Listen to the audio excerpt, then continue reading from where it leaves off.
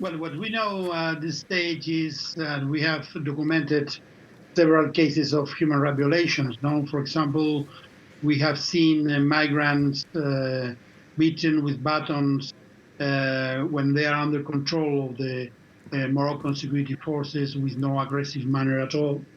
We have seen, as you mentioned before, people on the floor overcrowded in inhuman conditions and with no signal of medical attention, and we don't know if they are detained or dead. No, and we have also seen pushbacks by Spanish police when the people entry to Melilla, and this pushback, I won't remember, are illegal. So we have seen in the last 2 days one of the most serious incidents on the border in a few years. We have just can mention two other incidents in 2005 and 2014 in which they died 13 and 19 people, but it's one of the most serious incidents with human rights violations on the border.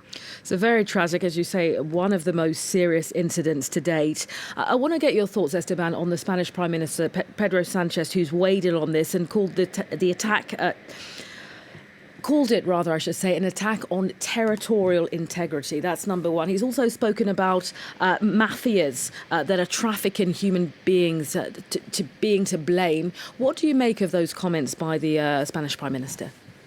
Are completely inappropriate, unfair, and completely inappropriate. The real problem here is that most of the people that are trying to jump the fence are coming from some South Sudan, so they are in a war. So probably they are refugees, and it's impossible to ask for asylum in Melilla. This is the crux of the matter. So on the contrary, if you are Ukrainian, you can have rightly support to get asylum. In the case of Melilla, you just need jump the fence. So what you need is a legal and safe route to ask for asylum. This will sort it out some of the problem.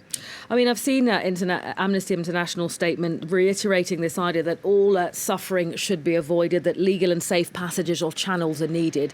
What do you think at this stage, particularly on the Spanish side, needs to be done to ensure the safety of these migrants?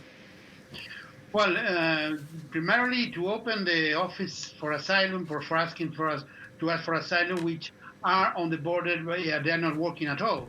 So this is the first thing they need to do. So now the frontier, the border between Morocco and Spain is open. So we need to get people to ask for asylum. This is another way of looking at this as a harassment policy, because you receive, rightly, I said, Ukrainian, 135,000 Ukrainians in 2 months in Spain, and it's right they do it. But at the same time, you perpetrate or allow the Moroccan police perpetrate human rights violations for most of refugees that are coming from other kind of war. No, you need to change really to be coherent in your policy in relation to asylum procedures. Just a final question for you, Esteban. I know that Amnesty International is working hard on the ground to help these people who are, kind of stuck in this enclave. Just briefly describe to us some of the conditions that these people are living in. Well, what's happened when they go into Spain and they go to the temporary allocation, they're okay. The real problem is in the border between Morocco and Spain. And really, the problem is there. No, we have seen for many years, even decades, human rights violations perpetrated by the Moroccan police with the silence and some complicity of the Spanish government. Or today we have seen, as you mentioned before, the statement by the Spanish Prime Minister congratulating the Moroccan police when 18 people had died. No, really, and really the situation in the border is tense. Is really tense because there are a lot of poverty, but also because they are coming from other parts of Africa.